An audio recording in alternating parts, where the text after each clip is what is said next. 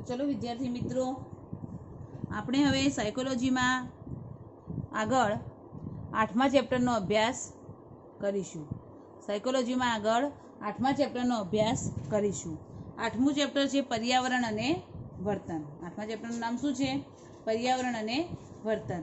તો કે વાતાવરણની આપણા વર્તન ઉપર શું અસર થાય છે, પર્યાવરણની આપણા વર્તન ઉપર શું અસર થાય છે, એનો અભ્યાસ આ ચેપ્ટરમાં આપણે કરવાનો છે. તો બોર્ડની પરીક્ષામાં આ ચેપ્ટર 12 માર્ક્સનું પૂછાય છે. કેટલા માર્ક્સનું? કુલ 12 માર્ક્સનું બોર્ડની પરીક્ષામાં આ ચેપ્ટર પૂછાય છે. એમાં શું પૂછાય છે 12 માર્ક્સમાં? તો જુઓ, એક વિકલ્પ, 1 માર્ક્સનો એક પ્રશ્ન, 2 માર્ક્સનો એક પ્રશ્ન, 3 માર્ક્સનો એક પ્રશ્ન અને 5 માર્ક્સનો એક પ્રશ્ન. દરેક વિભાગમાંથી આ ચેપ્ટરમાંથી એક એક પ્રશ્ન પૂછાય છે. એકદમ ઇઝી ચેપ્ટર છે પર્યાવરણ અને વર્તન, એટલે કે વાતાવરણની આપણા વર્તન ઉપર શું અસર થાય છે, વાતાવરણ કઈ રીતે આપણા વર્તન ઉપર અસર કરે છે, એના વિશે આ ચેપ્ટરમાં આપણે ભણવાનું છે. તો ધ્યાન આપો. સૌ પ્રથમ પ્રશ્ન છે કયો છે? માનવ અને પર્યાવરણ વચ્ચેનો સંબંધ સવિસ્તાર સમજાવો. કે માનવી અને પર્યાવરણ વચ્ચે શું સંબંધ છે? માનવ અને પર્યાવરણ વચ્ચેનો સંબંધ સવિસ્તાર સમજાવો. તો ધ્યાન આપો. હવે તો કે આપણી આસપાસનું વાતાવરણ આપણા વર્તન ઉપર અસર કરે છે. કરે કે ના કરે?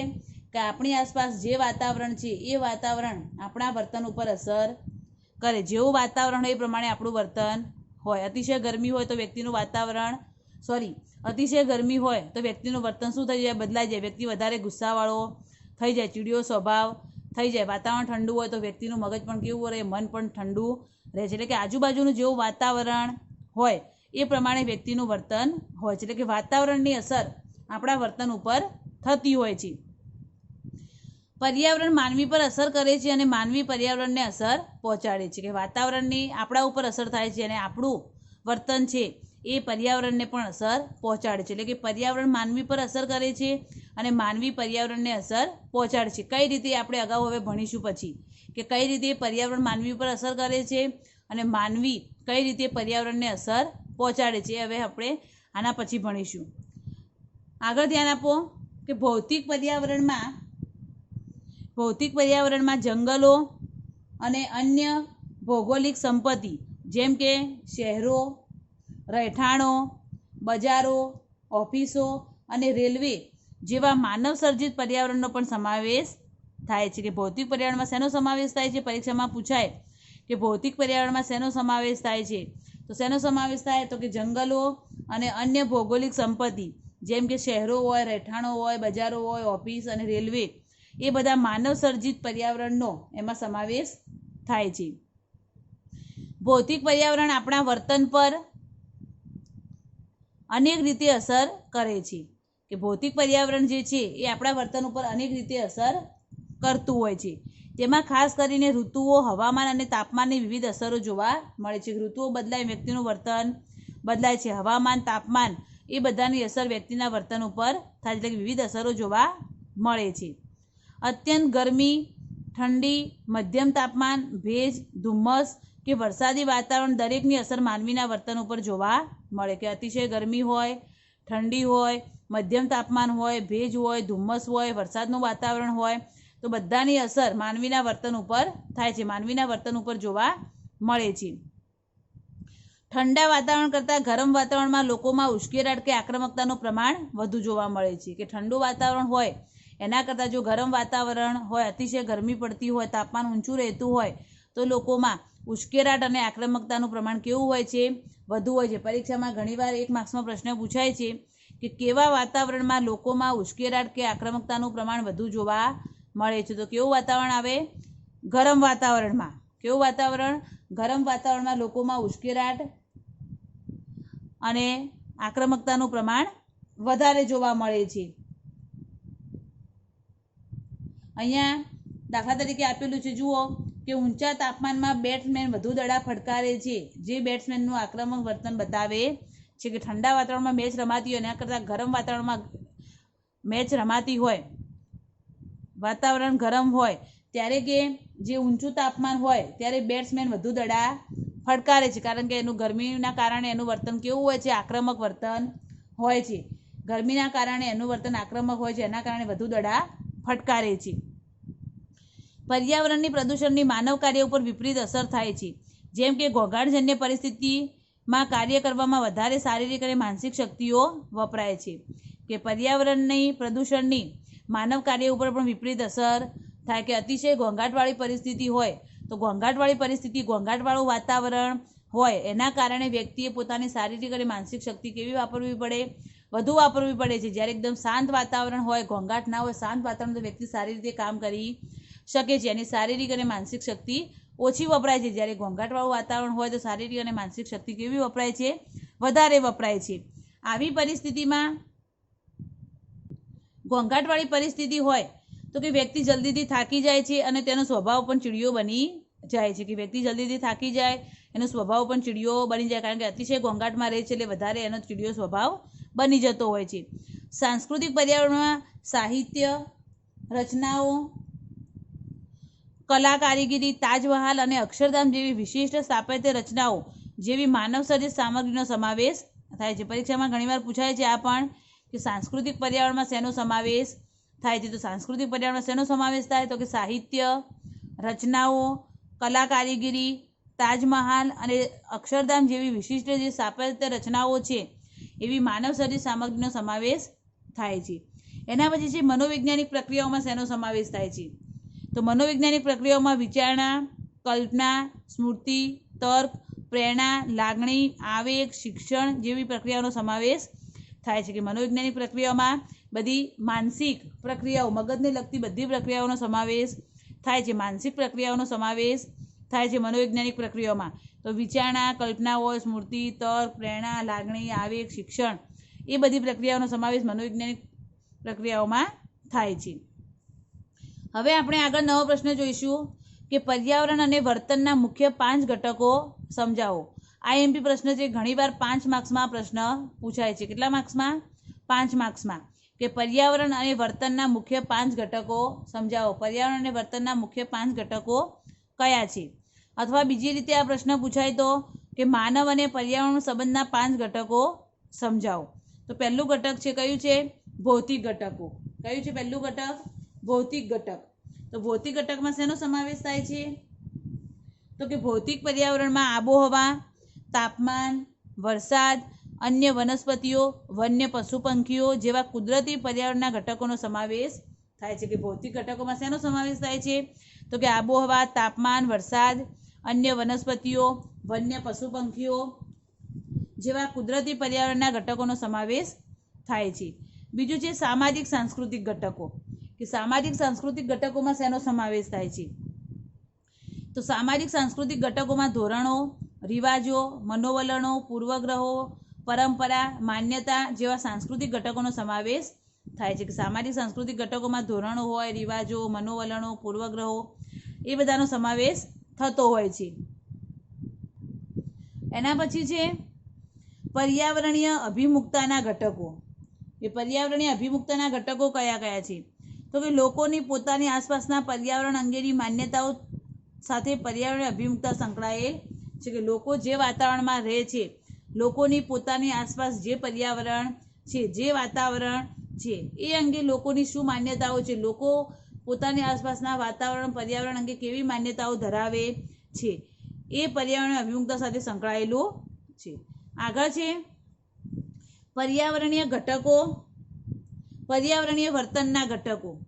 ચોથું કયું છે? પર્યાવરણીય વર્તનના ઘટકો. તો પર્યાવરણીય વર્તનના ઘટકોમાં લોકો પોતાની સામાજિક આંતરક્રિયાઓ દરમિયાન પર્યાવરણનો જે ઉપયોગ કરે છે તેનો પર્યાવરણીય વર્તનના ઘટકોમાં સમાવેશ થાય છે. કે પર્યાવરણીય વર્તનના ઘટકોમાં શેનો સમાવેશ થાય છે? તો કે લોકો પોતાની સામાજિક આંતરક્રિયા દરમિયાન, કે લોકો જે સામાજિક આંતરક્રિયા કરે છે એ દરમિયાન પર્યાવરણનો જે ઉપયોગ કરે છે એનો પર્યાવરણીય વર્તનના ઘટકોમાં સમાવેશ થાય છે. પાંચમું છે વર્તનની નિપજના ઘટકો. કયું છે પાંચમું? વર્તનોની નિપજના ઘટકો. તો લોકો દ્વારા બનેલા રહેઠાણો, શહેરો, નગરો,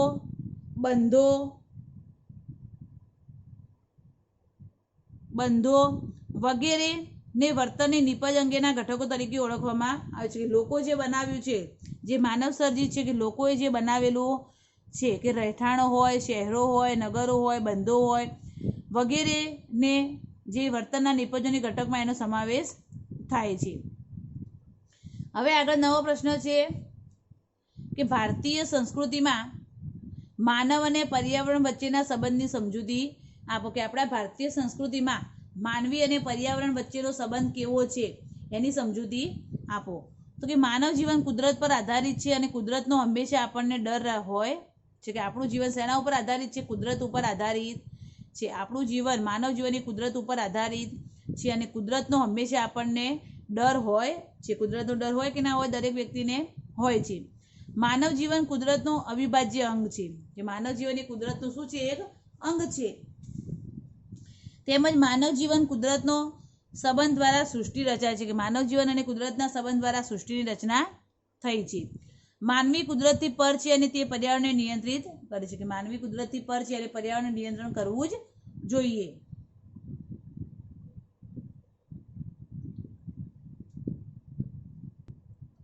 માનવી કુદરત કરતા ચડિયાતો નથી અને તેને કુદરતનો દુરુપયોગ કરવાનો કોઈ અધિકાર નથી. કે કુદરત સૌથી ઊંચું છે, માનવી કુદરત કરતા ચડિયાતો છે નહીં અને તેને કુદરતનો દુરુપયોગ કરવાનો કોઈ અધિકાર છે નહીં. કુદરતનો દુરુપયોગ કરી શકે નહીં.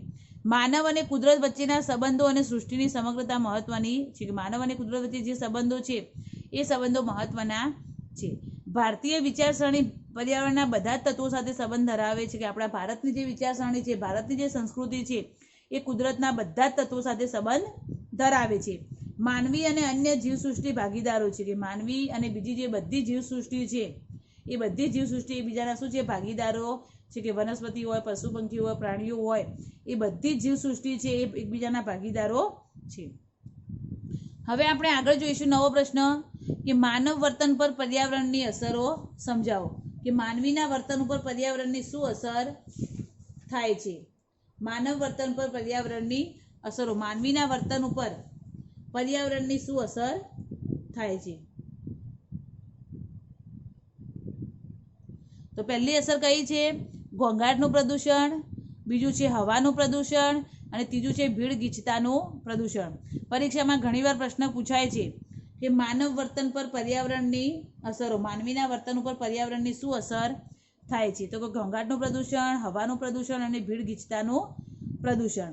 ઘણીવાર 3 માર્ક્સમાં પૂછાય તો એ રીતે પણ પૂછાય કે ઘોંઘાટનું પ્રદૂષણ સમજાવો, હવાનું પ્રદૂષણ સમજાવો કે ભીડ ગીચતાનું પ્રદૂષણ સમજાવો. એકદમ પ્રશ્ન તૈયાર કરી દેવાનો. બોર્ડની પરીક્ષામાં ઘણીવાર પ્રશ્ન પૂછાય છે. તો ધ્યાન આપો. હવે પહેલું ઘોંઘાટનું પ્રદૂષણ. તો ઔદ્યોગિક અને ટેકનોલોજીના ક્ષેત્રે થયેલા પ્રગતિએ ઘોંઘાટ પ્રદૂષણમાં નોંધપાત્ર વધારો કર્યો છે. કે મોટા મોટા ઉદ્યોગો સ્થપાયા, ઔદ્યોગિક અને ટેકનોલોજી ક્ષેત્રે જે પ્રગતિ થઈ એના કારણે કે ઘોંઘાટના પ્રદૂષણમાં શું થયું છે? એકદમ નોંધપાત્ર વધારો થયો છે. અતિશય ઘોંઘાટ વધી ગયો છે. હવે ઘોંઘાટની વ્યાખ્યા છે. પરીક્ષામાં ઘણીવાર 1 માર્ક્સમાં પૂછાય છે કે ઘોંઘાટ એટલે શું? તો ઘોંઘાટની વ્યાખ્યા આપેલી છે, અહીંયા જુઓ. તો કે બિનજરૂરી, અણગમતા કે વ્યક્તિ ઉપર નિષેધક અસર કરતા અવાજોને ઘોંઘાટ તરીકે ઓળખવામાં આવે છે. કેવું? બિનજરૂરી, કે કોઈ ઉપયોગમાં આવે નહીં. બિનજરૂરી, અણગમતા કે ગમતા હોતા નથી વ્યક્તિને અને વ્યક્તિ ઉપર કેવી અસર કરે? નિષેધક અસર કરતા અવાજો જે હોય એને ઘોંઘાટ તરીકે ઓળખવામાં આવે છે. કે બિનજરૂરી, અણગમતા અને વ્યક્તિ ઉપર કેવી અસર કરે? નિષેધક અસર કરતા જે અવાજો છે એને ઘોંઘાટ કહેવામાં આવે છે. એના પછી છે કે ઘોંઘાટની અસર આનંદદાયક હોતી નથી. કે ઘોંઘાટથી કોઈને આનંદ આવે? ના આવે.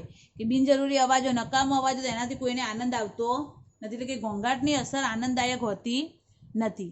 જો અતિશય ઘોંઘાટ વધી જાય તો વ્યક્તિ એનાથી ઉશ્કેરાઈ પણ જાય છે. કે અતિશય અવાજ થતો હોય, અતિશય ઘોંઘાટ હોય તો ઘણીવાર વ્યક્તિ ઉશ્કેરાઈ પણ જતી હોય છે. ઘોંઘાટની સમસ્યા મનોવૈજ્ઞાનિક સ્વરૂપની છે. કેવા સ્વરૂપની છે? ઘોંઘાટની સમસ્યા એ મનોવૈજ્ઞાનિક સ્વરૂપની છે. આ રીતે જોઈએ તો એવો કોઈ પણ અવાજ કે જેનાથી વ્યક્તિને અણગમો થાય તેને ઘોંઘાટ કહેવાય. કે બીજી રીતે આપણે જોઈએ તો કે તમને જે અવાજ ના ગમતો હોય તમને શું લાગે? ઘોંઘાટ લાગે. કે એવો કોઈ પણ અવાજ કે જેનાથી વ્યક્તિને શું થાય? અણગમો થાય. વ્યક્તિને અવાજ, કોઈ પણ અવાજ વ્યક્તિને ન ગમતો હોય તો એના માટે શું કહેવાય? ઘોંઘાટ કહેવાય છે.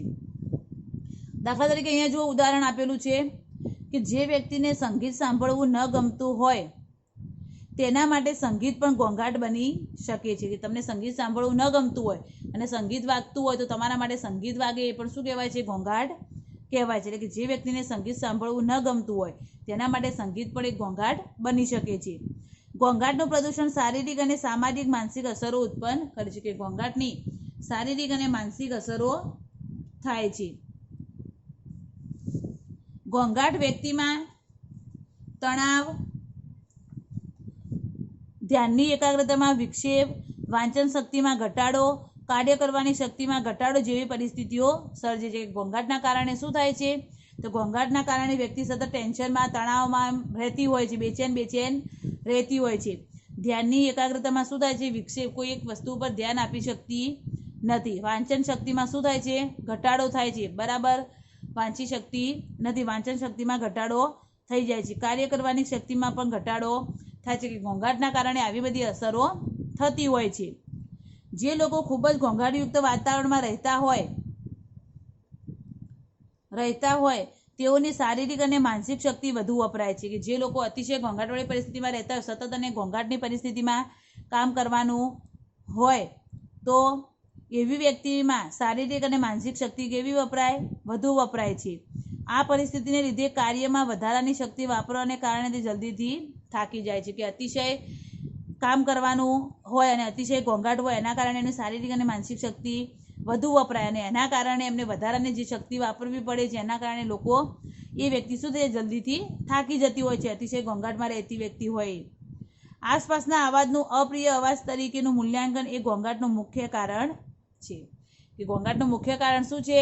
કે તમારી આસપાસ જે અવાજ છે તમને અપ્રિય લાગતા હોય, કે અવાજ ગમતા ન હોય, અપ્રિય અવાજ લાગતા, દાખલા તરીકે કોઈ શિક્ષક ભણાવતા હોય અને વિદ્યાર્થીને ન ગમતું હોય ભણવાનું, એમનો અવાજ ન ગમતો હોય, એ ભણાવે એમને ન ગમતું હોય, તો વિદ્યાર્થી માટે એ શિક્ષક જે બોલે એ પણ શું લાગે? ઘણીવાર ઘોંઘાટ લાગે છે. એટલે કે આસપાસનો અવાજનો અપ્રિય અવાજ તરીકે તમને ન ગમતું હોય અને એ ઘોંઘાટ થતો હોય, એ વ્યક્તિ બોલતી હોય, તો પણ તમને શું લાગે? ઘોંઘાટ લાગે છે. એટલે કે આસપાસના અવાજનું અપ્રિય અવાજ તરીકેનું મૂલ્યાંકન કરવું એ પણ ઘોંઘાટનું મુખ્ય કારણ છે. સવારમાં થતો પંખીઓનો કલરવ જેવા હળવા અને નિયમિત અવાજો પ્રત્યે સહેલાઈથી અનુકૂલન સાધી શકાય છે, કે સવારમાં જે પંખીઓનો કલરવ થતો હોય છે, એ પંખીઓનો કલરવ અને જે હળવું ઘોંઘાટ હોય, કે હળવું અને નિયમિત અવાજો હોય, તો એનાથી વ્યક્તિ સહેલાઈથી અનુકૂલન સાધી શકે, એડજસ્ટ થઈ શકે છે. એવું પણ જોવા મળે છે કે એરપોર્ટ કે રેલવે સ્ટેશન હોય તેવા વિસ્તારોમાં રહેતા લોકોમાં સતત વિમાનો કે ટ્રેનોના આવન જાવનને લીધે થતા મોટા અવાજોથી સ્મૃતિલોપ, બહેરાશ અને લોહીનું ઊંચું દબાણ જેવી પરિસ્થિતિ સર્જાય. કે અમુક સંશોધનો થયા, એમાં એવું પણ જોવા મળ્યું કે જે લોકો એરપોર્ટ અને રેલવે સ્ટેશનની નજીક રહેતા હોય છે, ત્યાં તો સતત અવાજ હોય, સતત ઘોંઘાટ હોય છે, કે પ્લેન આવતા હોય, જતા હોય, પછી ટ્રેનોનો જે અવાજ છે એ, એટલે કે સતત વિમાન અને ટ્રેનોના આવન જાવનના કારણે જે મોટા અવાજો થતા હોય છે, એના કારણે આજુબાજુના વિસ્તારમાં જે રહેતા લોકો છે એમનો સ્મૃતિલોપ, એટલે કે યાદ રાખવાની શક્તિ એકદમ ઓછી થઈ જાય, કાનમાં બહેરાશ જલ્દીથી આવી જાય છે, અને લોહીનું ઊંચું દબાણ, એવી બધી પરિસ્થિતિઓ ઘોંઘાટના કારણે સર્જાતી હોય છે. તો અહીંયા માનવ વર્તન પર પર્યાવરણની અસરમાં પહેલી અસર કઈ હતી? ઘોંઘાટનું પ્રદૂષણ. અહીંયા પૂરું થયું છે. હવે આપણે નેક્સ્ટ લેક્ચરમાં હવાનું પ્રદૂષણ વિશે અભ્યાસ કરીશું.